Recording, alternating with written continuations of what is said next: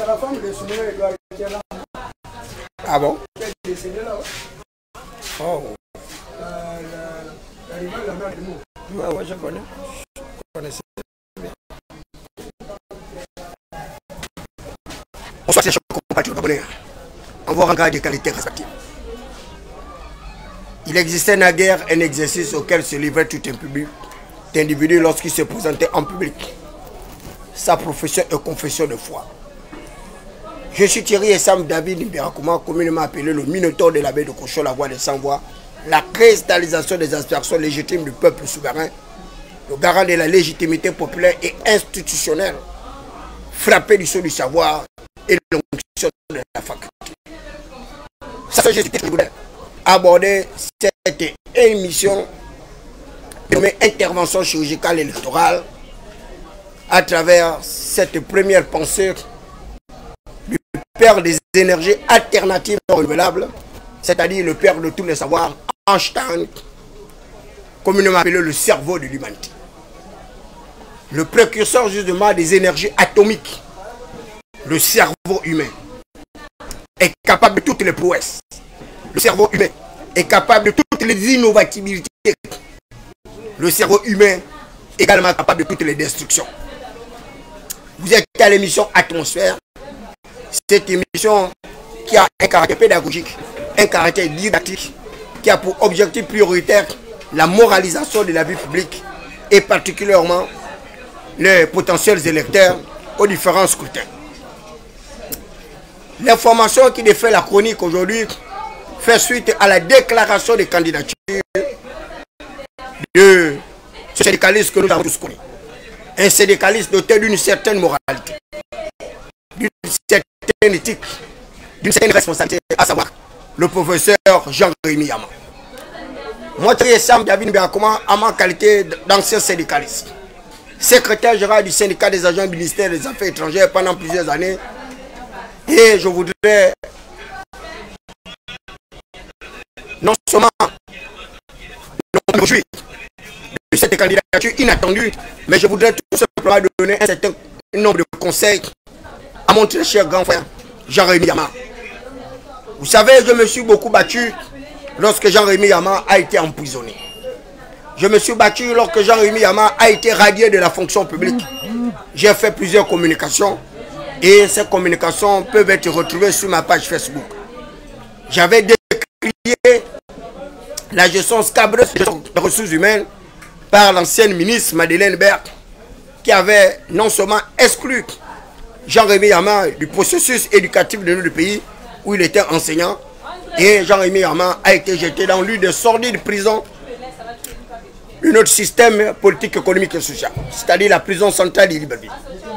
Jean-Rémy Yama a été victime de toutes les pressions et oppressions à l'intérieur de la prison.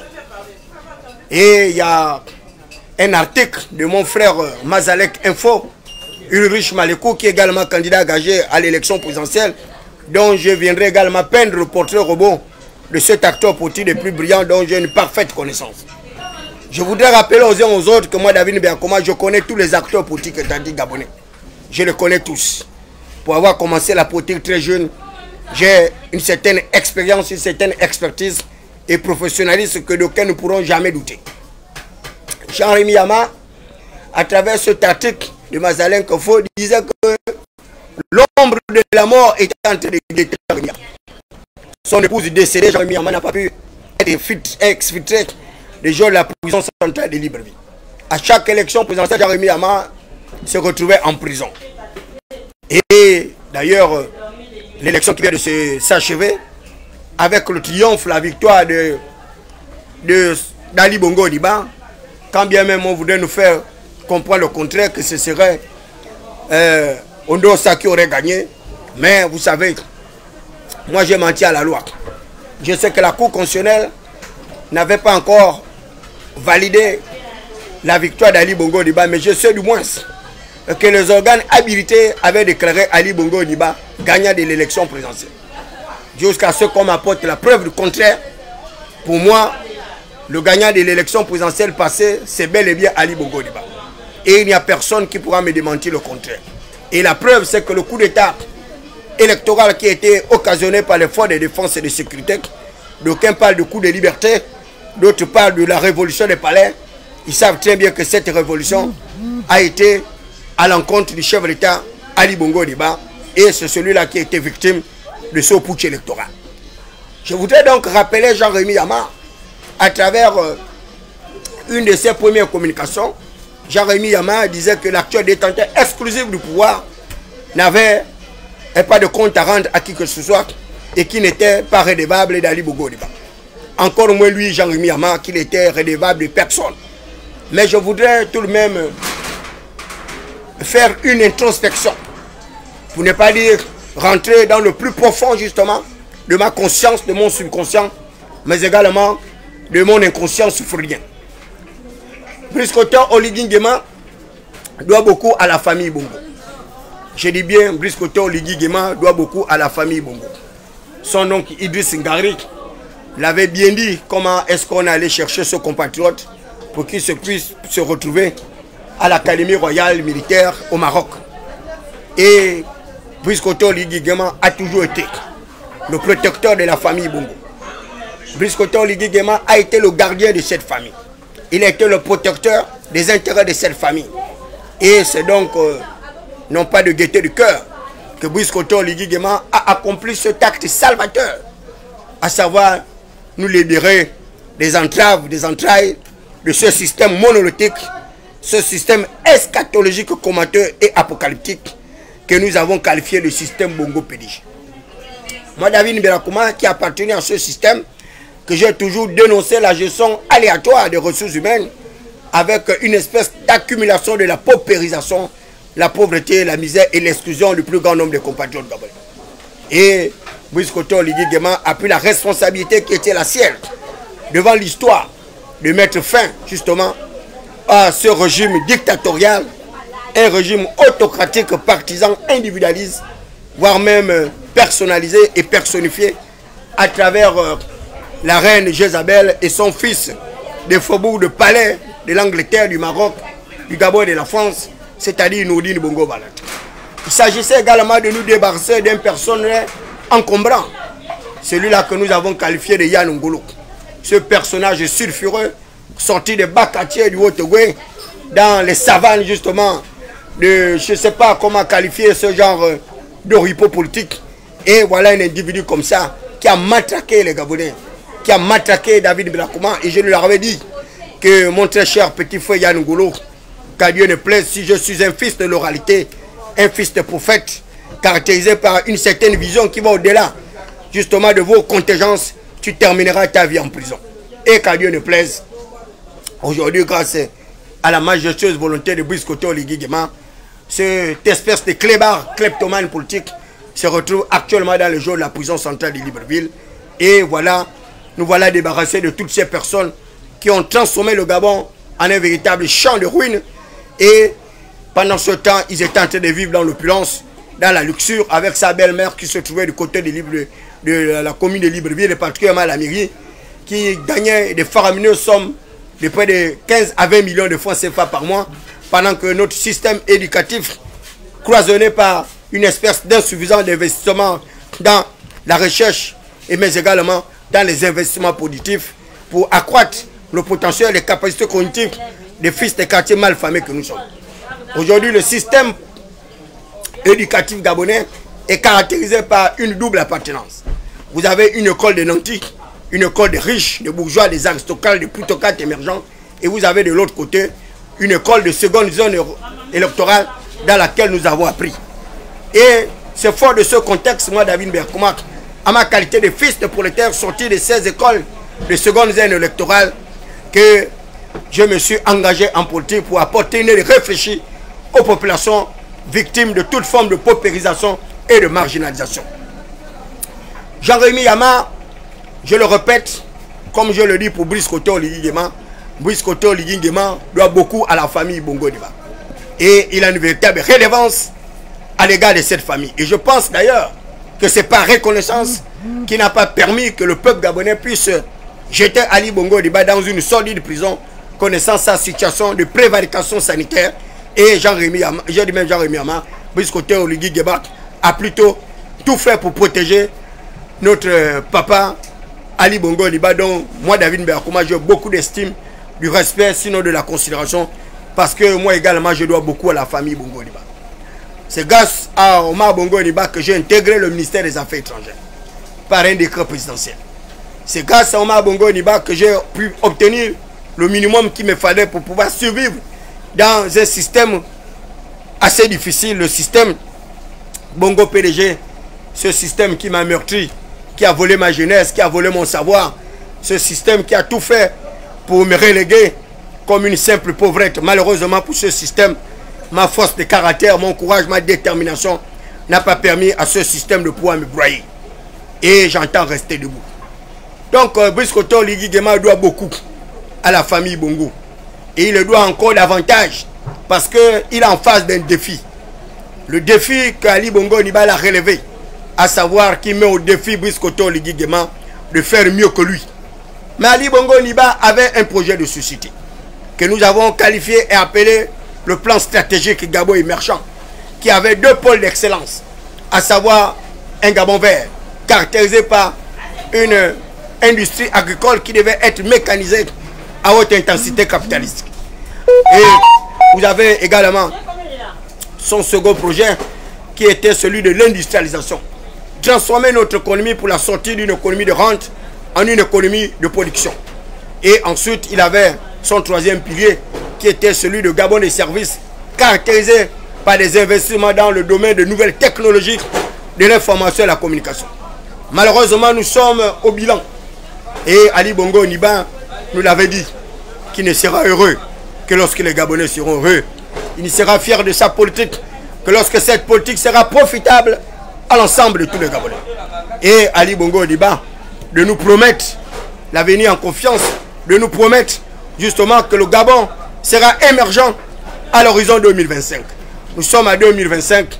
Malheureusement, le Gabon continue à vivre dans des situations de misère, de pauvreté, de prévarication, alors que ce pays, considéré comme un scandale géologique, un scandale minier, un scandale halieutique, ce pays considéré comme un pays riche, un pays à revenus intermédiaires de la tranche supérieure, dont le développement aurait pu se situer comme celui du Maroc, comme celui de l'Indonésie, comme celui du Japon et autres.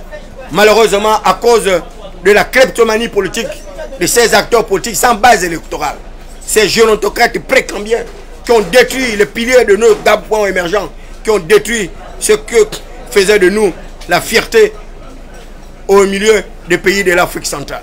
Malheureusement, nous nous sommes retrouvés dans un système relégataire, un système grabataire, caractérisé par la monotamie, caractérisé par la personnification et personnalisation du pouvoir.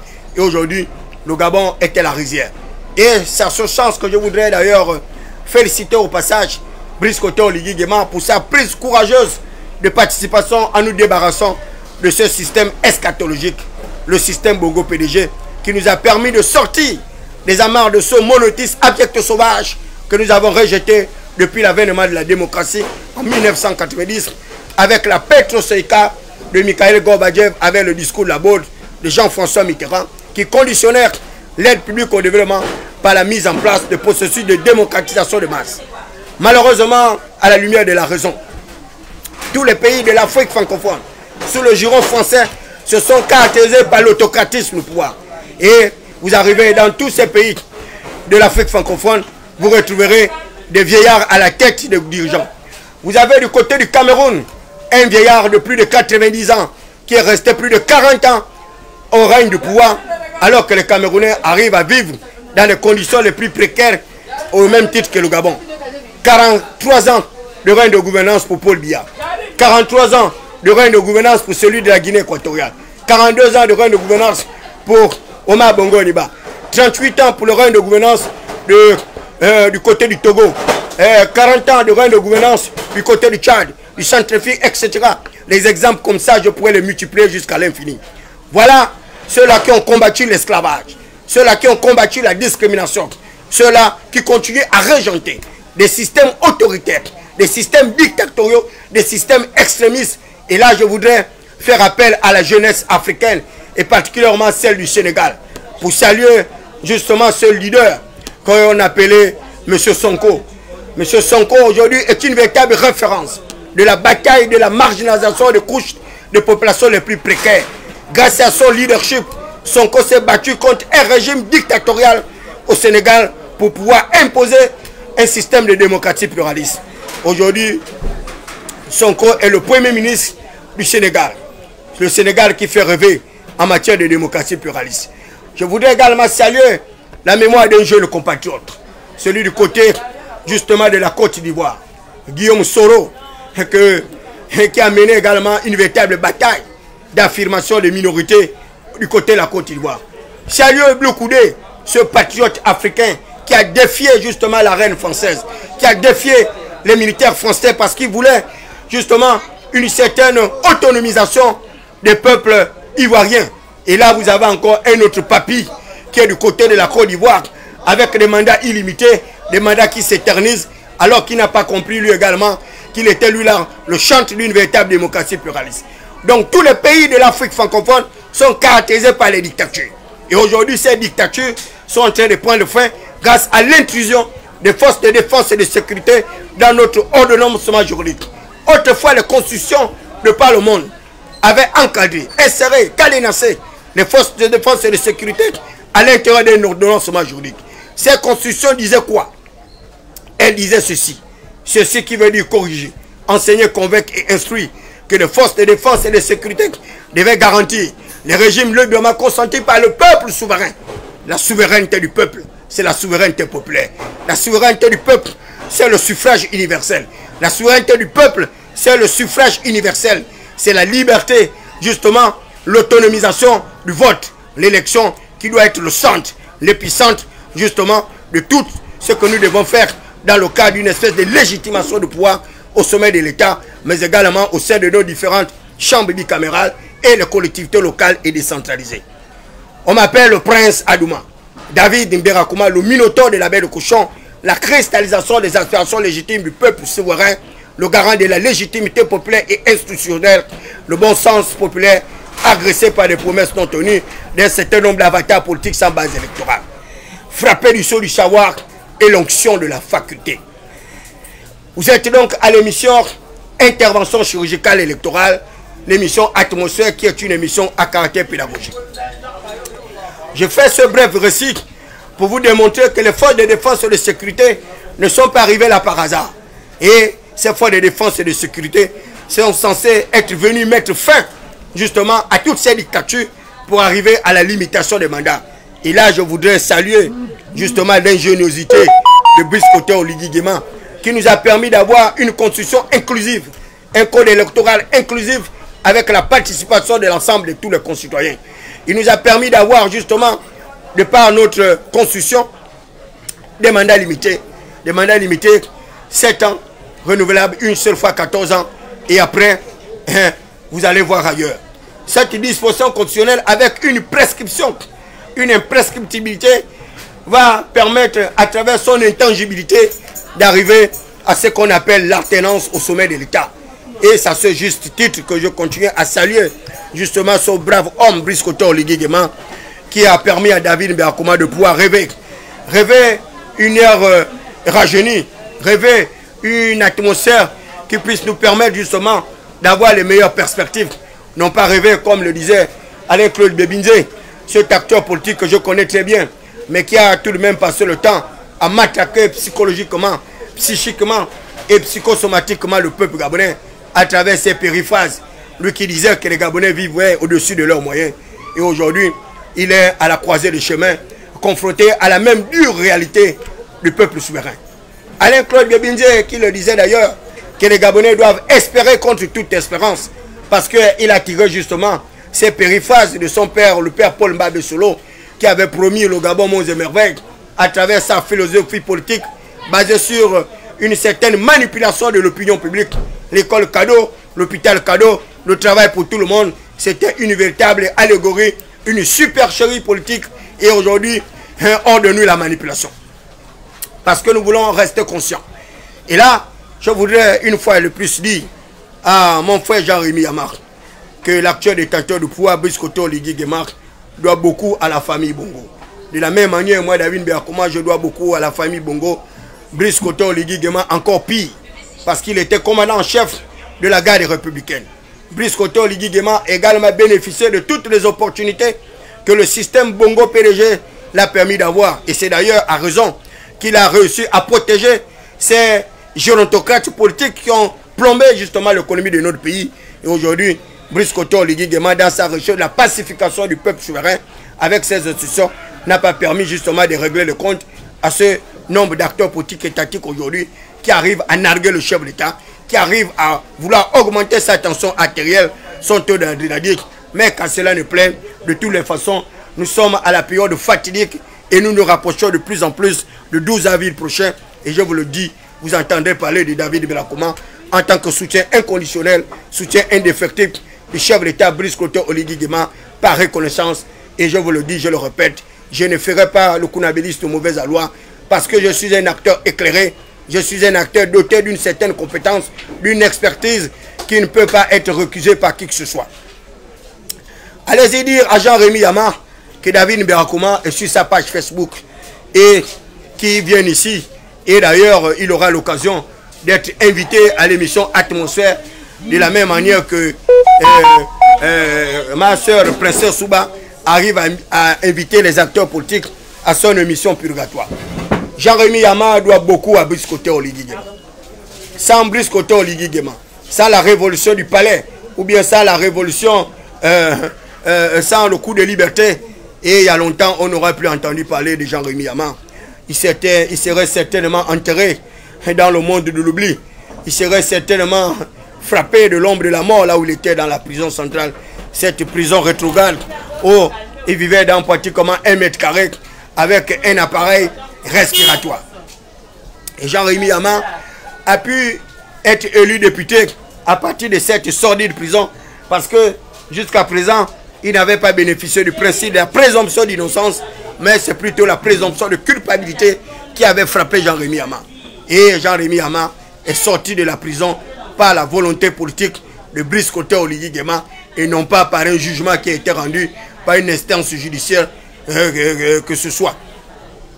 Donc Jean-Rémy Yama est en liberté grâce à Brice Koto Oligui Nguema.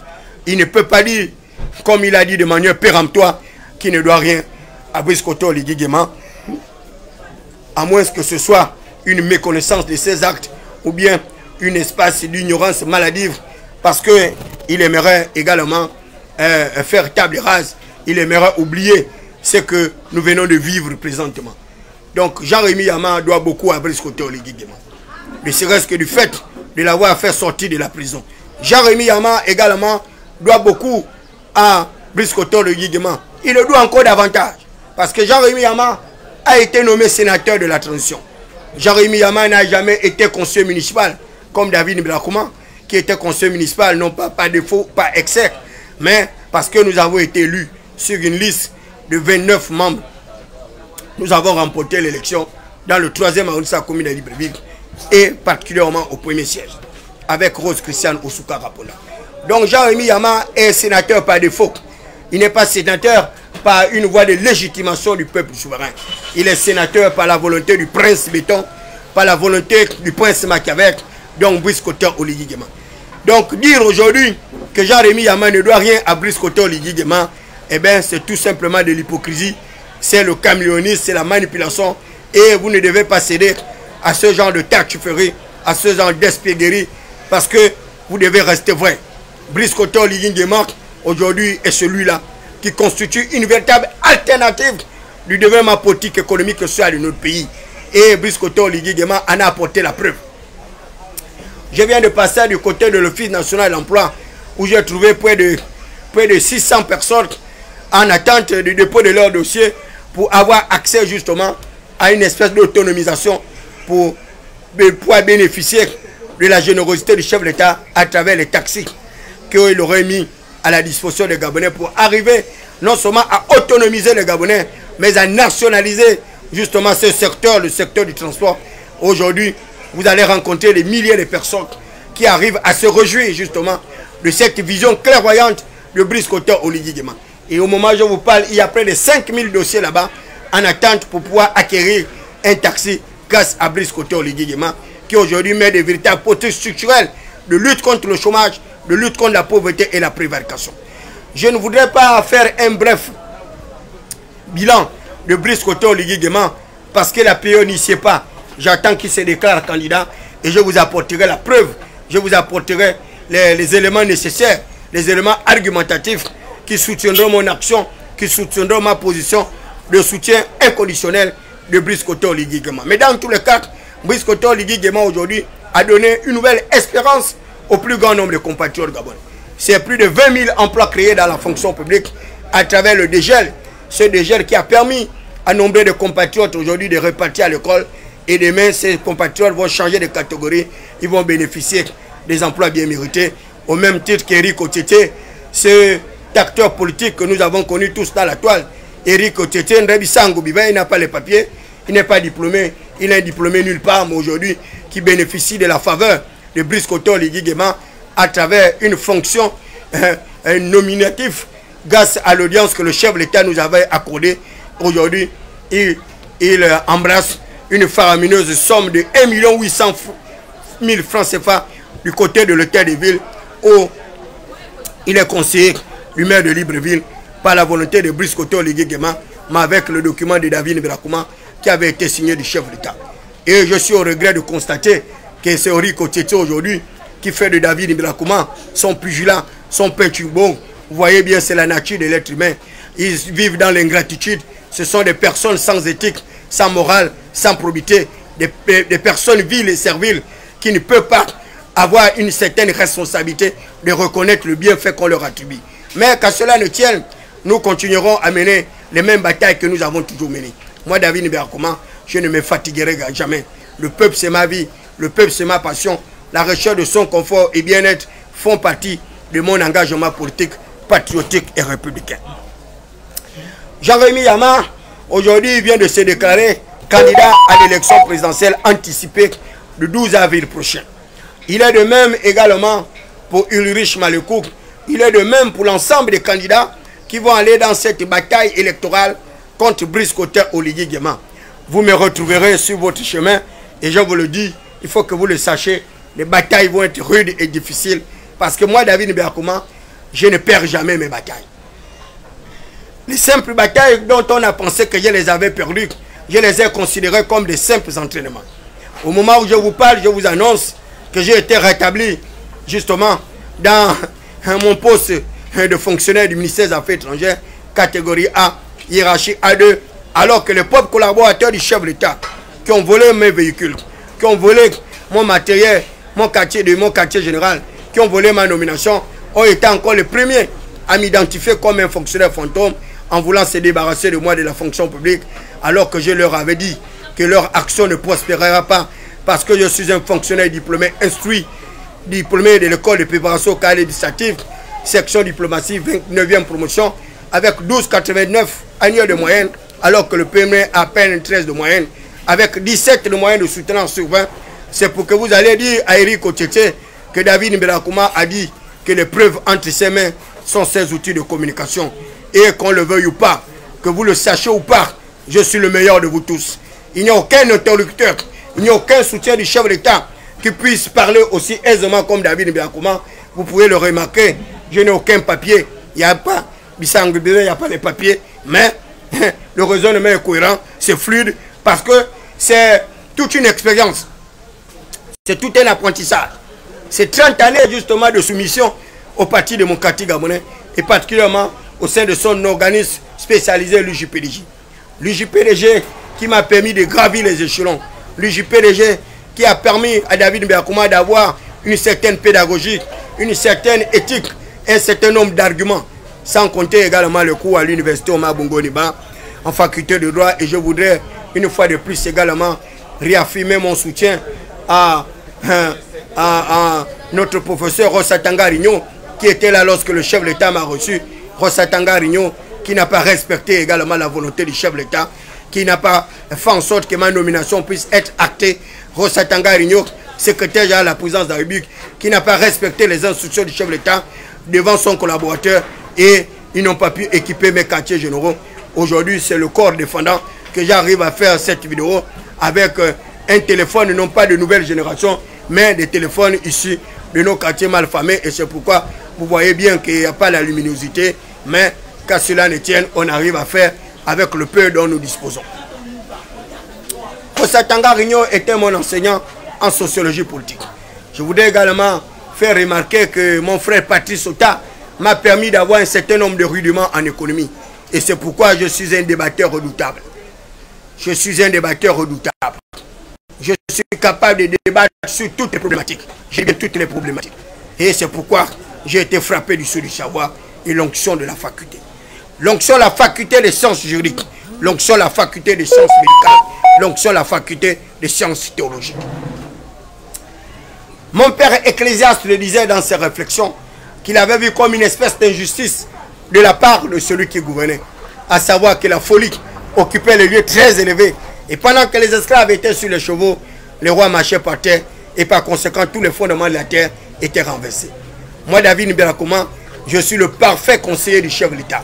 Moi, David Niberakouma, je suis le parfait chargé des missions du chef de l'État. Moi, David Niberakouma, je suis le parfait porte-parole du chef de l'État. Mais malheureusement, ces gens-là arrivent toujours à me matraquer, arrivent à me marginaliser parce qu'ils savent qui je suis, ils savent les capacités qui sont les miennes pour pouvoir défendre les nobles causes. Et je défendrai la noble cause du soutien de Brice Koté Oligui Nguema avec les arguments qui sont les miens, avec le cerveau qui est le mien, avec les compétences qui sont les miennes, avec le professionnalisme qui est le mien. Et c'est pourquoi je voudrais attirer l'attention de mon très cher grand frère Jean-Rémy Yama pour lui dire que désormais la bataille électorale est ouverte et tous les coups sont permis et qu'il puisse bien m'excuser parce que je suis un soutien farouche du chef de l'État et je ne mettrai pas les gants. Je ne ménagerai pas des efforts pour ne pas leur donner également des coups. Donc il faut qu'ils s'apprêtent à recevoir des coups. Et c'est le même cas pour mon petit frère Ulrich Malekou, ce communicateur le plus brillant que j'ai connu à travers ses émissions Mazalek Info, à travers RTN où Ulrich Malekou invitait constamment David Niberakouma. Et je vous informe d'ailleurs que mon débat avec Lydie Meya, Annie Léa Meye, et qui était prévu pour demain, a été reporté parce que Dieu seul sait, certainement pour des raisons mécaniques, mais on vient de m'informer qu'Annie Léa Meye ne pourra pas débattre avec moi demain, samedi. Mais j'invite d'ailleurs tous les extrémistes téqués, tous les extrémistes vents, tous les extrémistes miennés, tous ceux-là qui soutiennent les candidatures autres que celles de Brice Koté Oligui Nguema. Je vous invite à ce débat contradictoire. Quelles que soient vos chaînes de radio, quelles que soient vos chaînes de télévision, vous pourriez m'inviter et je me ferai le plaisir, le loisir de pouvoir défendre la position qui est la mienne, celle de défendre justement Brice Koté Oligui Nguema. Mais je voudrais tout de même dire à ceux également qui sont tentés par l'aventure, à un pseudo-docteur qui allait déposer une plainte du côté de l'Union africaine. Je voudrais dire à ce docteur qu'il fallait qu'il arrive d'abord à véritablement lire les dispositions constitutionnelles actuelles. Cette constitution qui a été votée à 92%, c'est presque l'unanimité. J'espère que ce docteur a également lu le code électoral qui a été élaboré de manière démocratique dans un climat inclusif. Je voudrais tout simplement dire au docteur que sa requête sera irrecevable. Sa requête sera irrecevable parce que le traité sur lequel ils arrivent à argumenter, c'est un traité qui a été signé mais qui n'a pas été ratifié par l'État gabonais.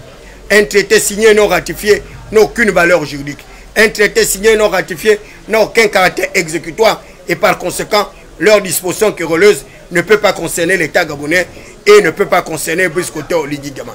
Brice Koté Oligui Nguema, selon justement les prescriptions de notre système étatique, selon les dispositions contenues dans notre loi fondamentale, une des dispositions parle du principe de l'égalité de tous devant la loi, le principe de l'égalité de tous les citoyens, le principe de l'égale admissibilité de tous et permet à Brice Koté Oligui Nguema de pouvoir se porter candidat à la prochaine élection présidentielle. À défaut de cela, Brice Koté Oligui Nguema devrait se mettre en disponibilité. La mise en disponibilité est également une garantie de notre loi fondamentale.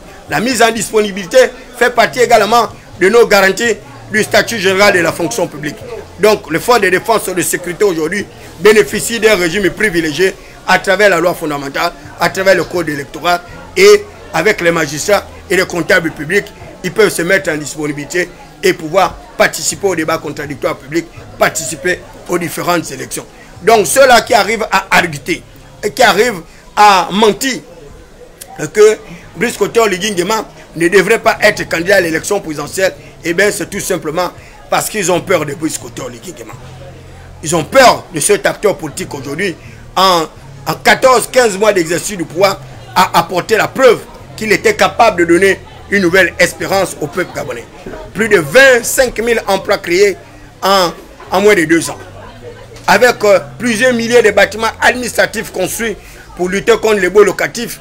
Et le ministère des Affaires étrangères, je vous informe, est en train d'avoir son bâtiment du côté du bord de mer grâce à la volonté de Brice Koté Oligui Nguema.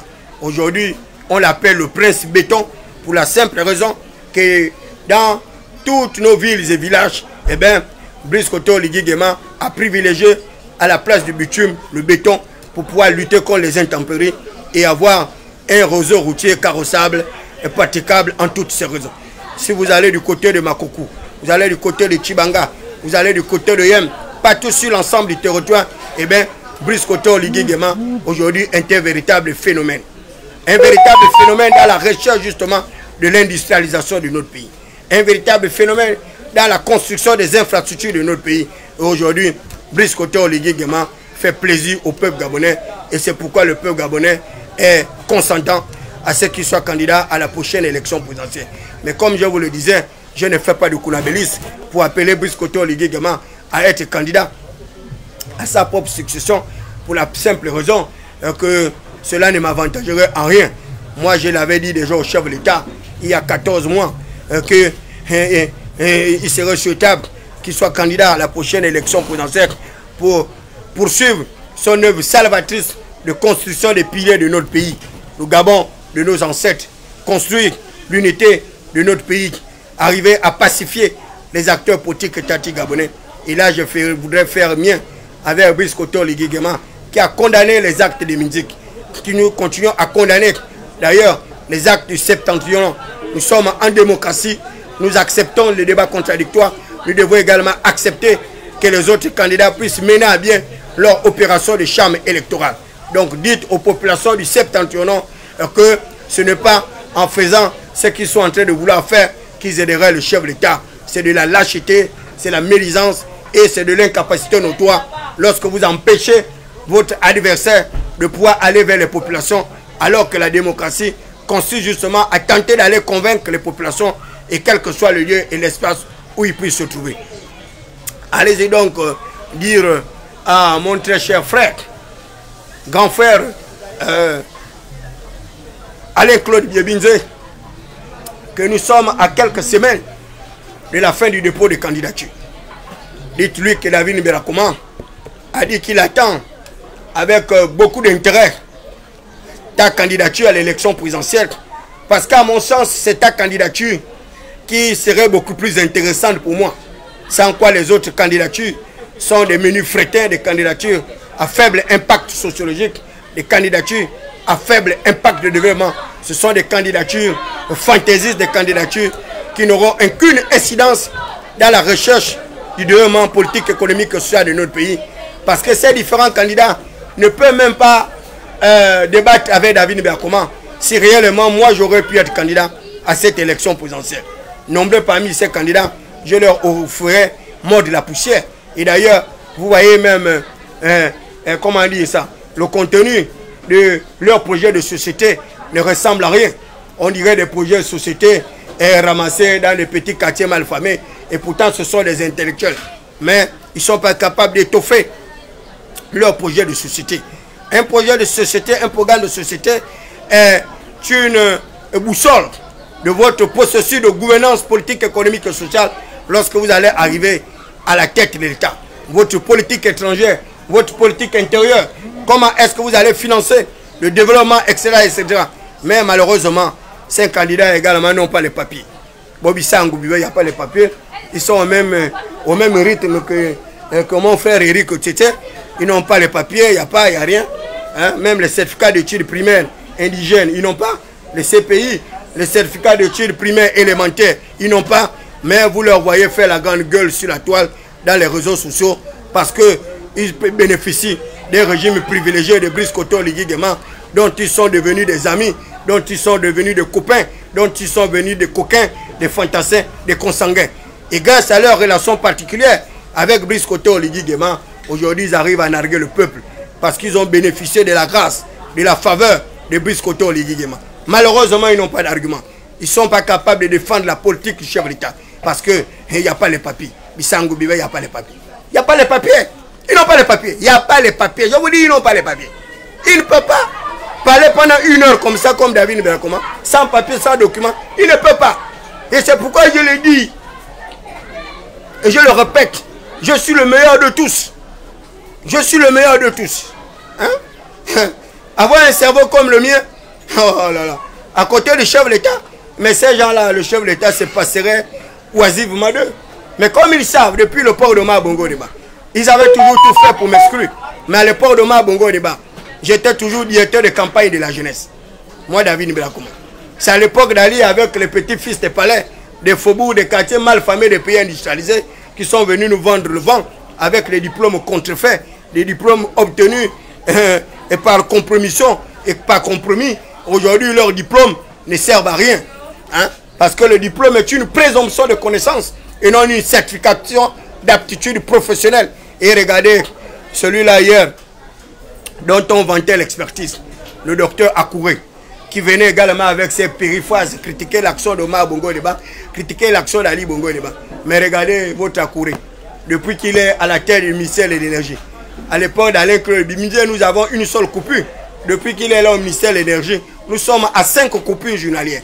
Et il n'est pas capable, à travers l'aide publique au développement, à travers les nouvelles technologies, il n'est pas capable de doter les centres hospitaliers de nos différentes villes et villages des panneaux solaires alors que nous avons le soleil gratuit pour pouvoir électrifier ces villes et villages.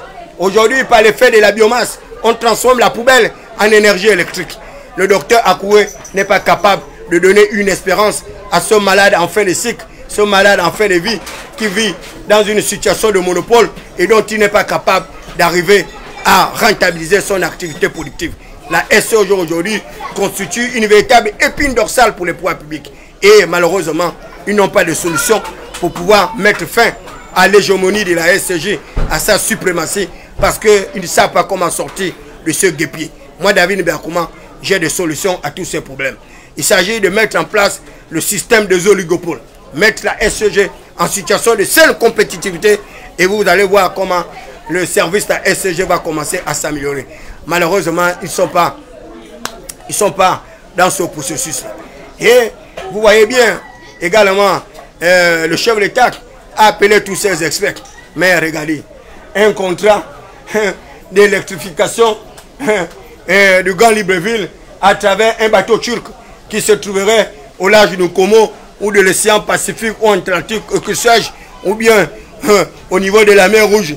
Un contrat fantasmagorique, un contrat vraiment illusoire où l'État gabonais va débourser 1,8 milliard francs CFA. 1,8 milliard de francs CFA mensuel pour l'électrification de notre pays. C'est de la supercherie. C'est vraiment, je ne sais pas quels sont ce genre de comptables. Voilà des gens qui n'ont pas appris des mécanismes très simples en économie. Les principes de rentabilité, la rationalisation des ressources, maximiser les satisfactions avec le minimum de coûts. Ils ne sont pas capables.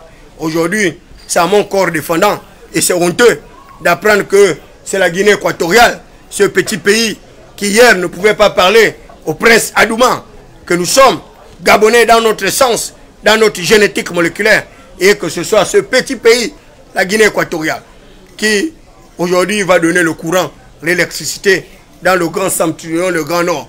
Et vous voyez ces avatars politiques aller en train de crier, chanter les cantiques et les louanges mortifères, alors que nous avons un pays à construire. Et ils font de Kounabélis sans perspective. Oye, oye, oye, oye, alors qu'il n'y a rien.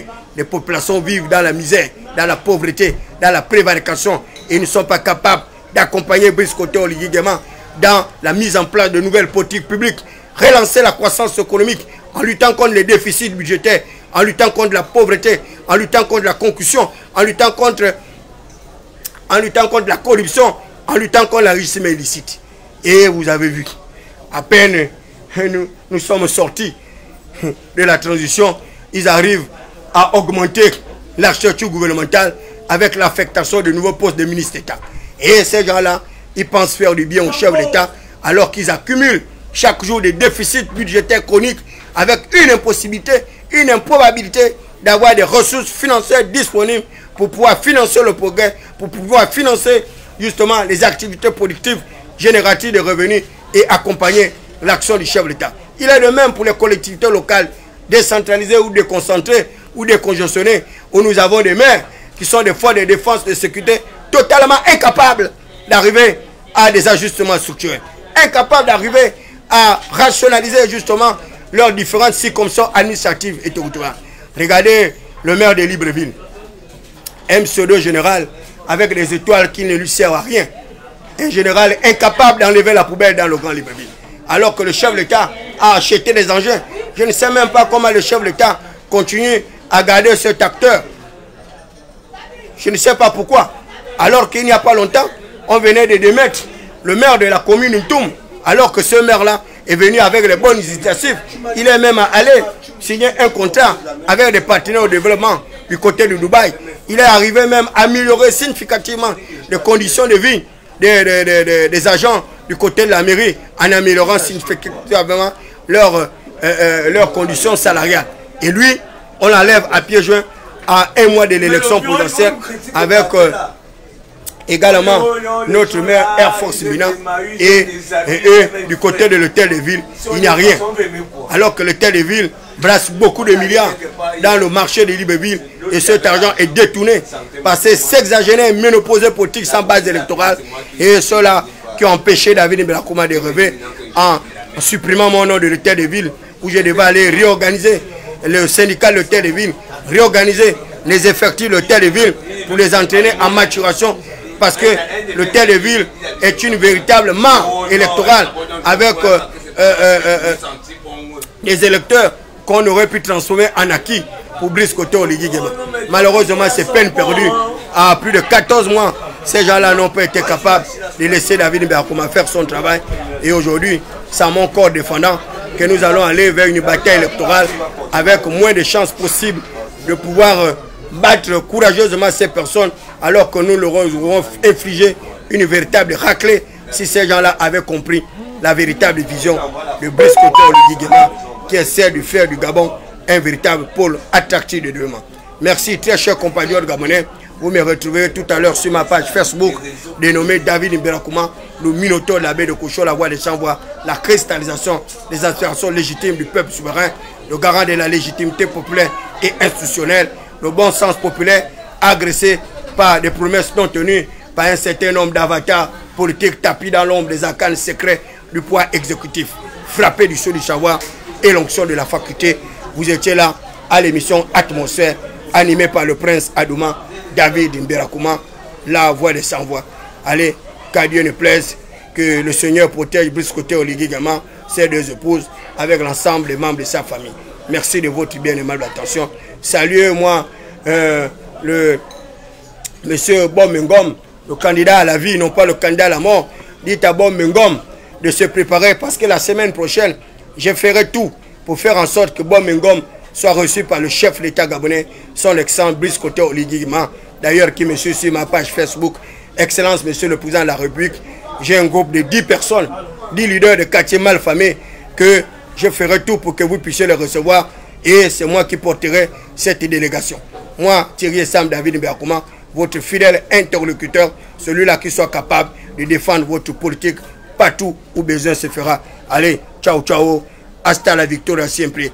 Es la hora de cambiar el mundo por la fuerza de la cabeza, la fuerza de la inteligencia, la fuerza de la libertad.